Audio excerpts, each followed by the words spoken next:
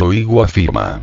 Como el año nuevo, la victoria de Rusia es inevitable. El ministro de Defensa de Rusia, Sergei Shoigu, asegura que la victoria de Moscú en la guerra con Ucrania es inevitable como la llegada de 2023. Como el año nuevo, nuestra victoria es inevitable. Ha precisado en un mensaje emitido hoy sábado para felicitar a los militares rusos y sus familias la llegada del 2023. Shoigu ha subrayado que durante el año saliente, Rusia enfrentó una situación político-militar difícil, y ha agregado que 2022 entrará para siempre en la historia militar de Rusia, colmado de las inmortales acciones de sus soldados, su coraje y heroísmo en la lucha contra el neonazismo y el terrorismo.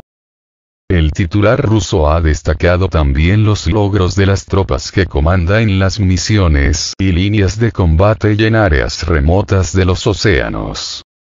Siempre recordaremos a nuestros camaradas que se sacrificaron mientras cumplían con su deber de guerra por el derecho a hablar ruso para salvar a los civiles del genocidio y la violencia. Ha agregado. El jefe de la defensa de Rusia ha señalado que los ciudadanos preocupados rusos hicieron una contribución invaluable para fortalecer la capacidad de defensa del país y establecer una vida pacífica en Rusia, tierra liberada de los nazis. Las autoridades rusas han advertido, desde el inicio de la guerra el 24 de febrero de 2022, que continuarán con su operación militar especial en Ucrania hasta la desnazificación y desmilitarización completa del Estado ucraniano. Con todo esto, Moscú dice que está abierto a las negociaciones y culpa a Kiev y sus patrocinadores occidentales por la falta de conversaciones. El 2022, que está pasando sus últimos días, será recordado por muchos temas como, conflicto entre Rusia con Ucrania iniciado en el 24 de febrero, tensiones entre Washington, la Unión Europea y Moscú por la referida crisis, así como la crisis energética en diversos países. Además, se considera un año de la gran inflación y huelgas en los países europeos.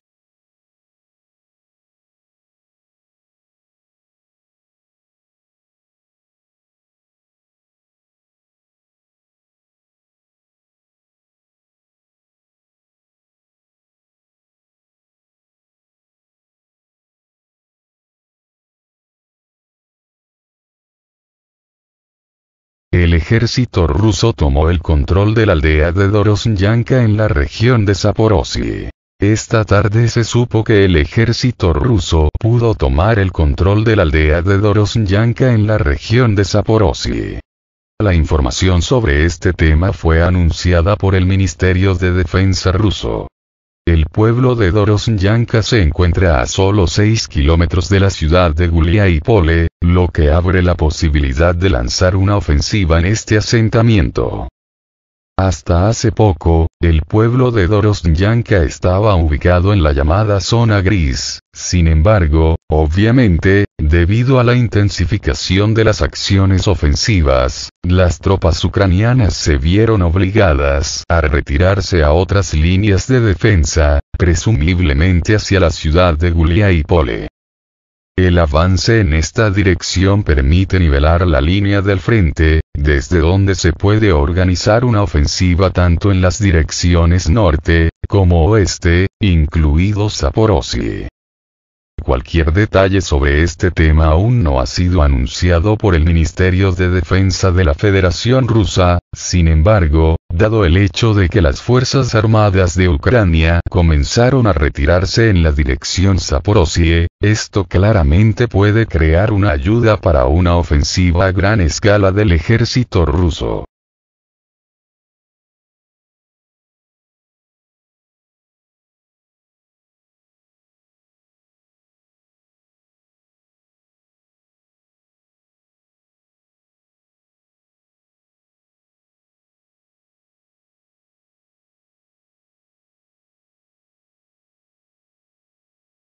Una enorme columna de 250 unidades de equipo militar en el área de Kiev fue captada en video. Una enorme columna de equipo militar cerca de Kiev fue captada en video. El convoy, incluidos vehículos blindados y no blindados y equipo militar, así como camionetas convertidas para operaciones de combate, con armas instaladas en ellas, fue desplazado desde el norte de Ucrania. Incluso a partir de un video relativamente pequeño, se hace obvio que el convoy incluye más de 250 vehículos, sin embargo, puede haber muchos más. Inicialmente, se informó que el convoy militar fue filmado en el territorio de la región de Zaporozhye hace unos días, sin embargo, más tarde, fuentes más conocedoras informaron que, de hecho, el equipo militar capturado fue filmado en la primavera cerca de Kiev. Fue entonces cuando los satélites extranjeros filmaron una enorme columna de equipo militar, que se suponía que iba a asaltar la capital ucraniana.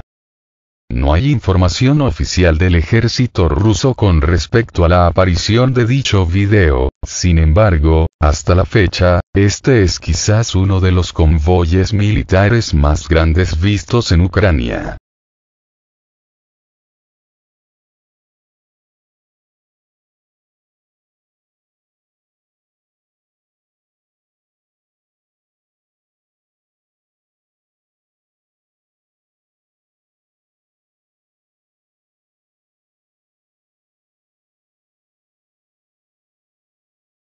Ucrania utiliza nuevas tácticas para combatir cuadricópteros y drones kamikaze. El ejército ucraniano ha encontrado una manera de contrarrestar los drones kamikaze rusos.